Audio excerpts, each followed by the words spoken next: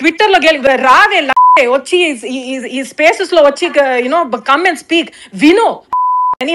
I literally ignore that tweet. నిప్పులేందే పొగరాదన్నట్టు ఈ రాహుల్ రవీంద్రన్ చేసినటువంటి కొన్ని వ్యాఖ్యలు చేయబట్టి అనవసరంగా ఆయన వైఫ్ చిన్మయి శ్రీపాద విపరీతంగా ట్రోల్స్ చేయబడ్డది. తర్వాత వాళ్ళ గురించి కేసు కూడా పెట్టింది. సో మరి ఎందుకు ట్రోల్ చేస్తుర్రు, ఈయన ఏం మాట్లాడిండంటే ది గర్ల్ ఫ్రెండ్ అనే ఒక మూవీ ప్రమోషన్ లో భాగంగా మంగళసూత్రం గురించి కొన్ని వ్యాఖ్యలు చేస్తాడు. ఏమనంటే ఇప్పుడు పెళ్ళైన తర్వాత ఆడవాళ్లకు పెళ్ళైనట్టు మంగళసూత్రం ఉంటుంది, మెట్టెలు ఉంటాయి, కాకపోతే మగవాళ్లకు పెళ్ళైంది అని తెలిసినట్టు బయటకు ఏం ఉండదు.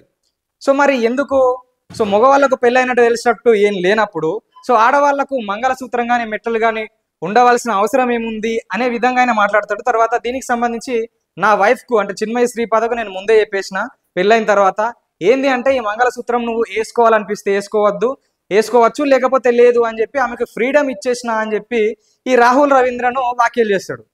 అంటే ఇది ఎక్కడికి దారి తీసిందంటే మగవాళ్ళతో ఆడవాళ్ళు సమానంగా ఉండాలంటే మగవాళ్ళకు కూడా ఏదైతే పెళ్లికి సంబంధించినటువంటి ఏం తెలుతలేదు కాబట్టి ఆడవాళ్ళకు కూడా ఏం తెలియద్దు అంటే మంగళసూత్రం తీసేయాలా అనే ఒక క్వశ్చన్ మార్క్ రావడం జరిగింది. ఈ క్వశ్చన్ మార్క్ ఏబట్టే వీళ్ళు ప్రస్తుతం ట్రోల్స్ కు గురవుతున్నారు. కాకపోతే ఈ ఫ్రీడమ్ ఆఫ్ స్పీచ్ ఏదైతే ఉందో అంటే వాక్ స్వేచ్ఛ ఉంది కదా, నేను దేని గురించైనా మాట్లాడచ్చు అనే ఒక మైండ్ సెట్ లో ఉన్నటువంటి ఒక తుపిచ్కే గ్యాంగ్ అయితే విపరీతమైన వ్యాఖ్యలు అయితే చేసిరు.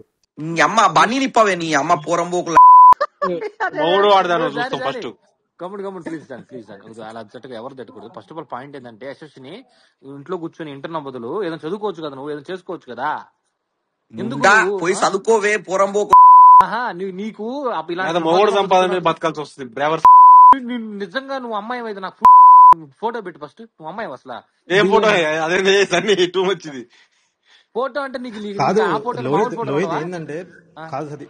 ఒక్కటి మనం ఏం కోరుకోవాలంటే వీళ్ళల్లో ఒక్కటి కూడా తల్లి కావద్దు, వీళ్ళందరికి పిల్లలు పుట్టొద్దు, పుట్టిన వెంబడే చచ్చిపోవాలి. ఏమన్నా అనుకో మదర్ అసలు వీళ్ళకి పిల్లల్ని కానీ రైటే లేదు. ఏందులో నాకు అర్థం కావట్లా. అది ఇప్పుడు చెప్పిన దాంట్లో తప్పే ఉంది. పెళ్లి చేసుకుంటారు ఇడాకులు పిల్లకాయలు కష్టపడాలి వాళ్ళ కోసం. సో ఇది అంటే ఈయన ఏదో మాట్లాడిండు రాహుల్ రవీంద్ర, మరి ఆయన ఏమన్నా అందామా అన్నట్టు కాకుండా చిన్మయి శ్రీపాద గురించి, వాళ్ళ పిల్లల గురించి, పుట్టుక గురించి, ఇవన్నిటి గురించి వ్యాఖ్యలు చేయడం జరిగింది.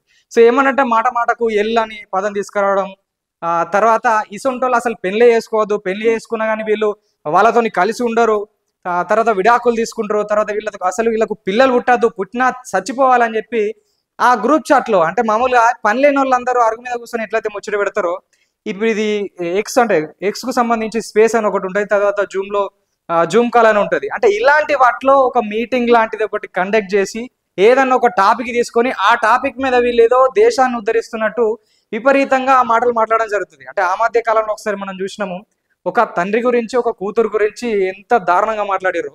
సో అది వివాదాస్పదమైంది. దానిపైన వాళ్ళకు కేసులు పడ్డాయి, తర్వాత ఈ అకౌంట్లకి వెళ్ళి వాళ్ళని తీసేస్తారు, తర్వాత వాళ్ళకు జైలు శిక్ష కూడా పడ్డది. సో ప్రస్తుతం వీళ్ళు కూడా వీళ్ళకి ఏమవసరం, అంతగానో నీకు సమాజాన్ని ఉద్ధరించాలనుకుంటే ప్రభుత్వాలు వైఫల్యాలు చెందుతున్నాయి, ఏం పథకాలు అమలు పరచలేవు, అటు అభివృద్ధిగా ఆటంకాలు, అవినీతి, ఇవన్నీ కుంభకోణాలు, కరువు కాటకాలు, 190 కథలు ఉన్నాయి నువ్వు మాట్లాడాలనుకుంటే. కాకపోతే ప్రత్యేకంగా ఒకళ్ళ పర్సనల్ విషయాల గురించి సో ఇంత నీచంగా మాట్లాడు కాబట్టి ప్రస్తుతం అయితే ఇది పెద్ద కాంట్రవర్సీ అయింది. సో వాళ్ళకి సంబంధించిన ఐడీలతో సహా ఈ చిన్మయి శ్రీపాద పోలీసులకు కంప్లైంట్ ఇచ్చారు. 15 ఏళ్ళైనా పర్లేదు, ఎంత పెండింగ్ పడ్డా పర్లేదు, వీళ్ళకు శిక్ష పడే విధంగా నేను పోరాడతా అని చెప్పి చిన్మయి శ్రీపాద డైరెక్ట్ అటు సిపి సజ్జనార్ కూడా ట్వీట్ చేయడం జరిగింది. అంటే ఈమె ఇప్పుడే కాదు, ఇప్పటి నుంచి ఈమె సింగర్ తో పాటు డబ్బింగ్ ఆర్టిస్ట్ తో పాటు సోషల్ యాక్టివిటీస్ గా కూడా పనిచేస్తుంది. అంటే ఆడవాళ్ళకి సంబంధించి కావచ్చు, అసమానతల గురించి కావచ్చు, ఈమె ముందు నుంచి వెళ్ళి పోరాడుతూ ఉంటది. ఒక సాంప్రదాయానికి సంబంధించినప్పుడు ఏదన్నా మాట్లాడేటప్పుడు కొంచెము ఇప్పుడు రాహుల్ రవీంద్రన్ కావచ్చు, వేరే వాళ్ళు కావచ్చు, కొంచెం జాగ్రత్తగా మాట్లాడితే బాగుంటది. ఎందుకంటే నీ ఫీలింగ్స్ ను నువ్వు బయట సమాజంలోని మనుషుల మీద రుద్దే ప్రయత్నం చేసినట్టుగా అక్కడ ఎక్స్పోజ్ అవుతుంది. కాబట్టి సో మొత్తం మీద దీంట్లో ఎవరి తప్పు అని మీరు అనుకుంటున్నారో, రాహుల్ రవీంద్రన్ చేసినటువంటి వ్యాఖ్యల, లేకపోతే ఈమె స్పందించిన తీరా, లేదంటే వీళ్ళు ఇంత నీచంగా మాట్లాడినటువంటి మాటల? సో అట్లా అసలు జరగకుండా ఉండాలంటే ఎలాంటి చర్యలు తీసుకోవాలని మీరేమనుకుంటున్నారో కామెంట్ రూపంలో తెలియజేయండి.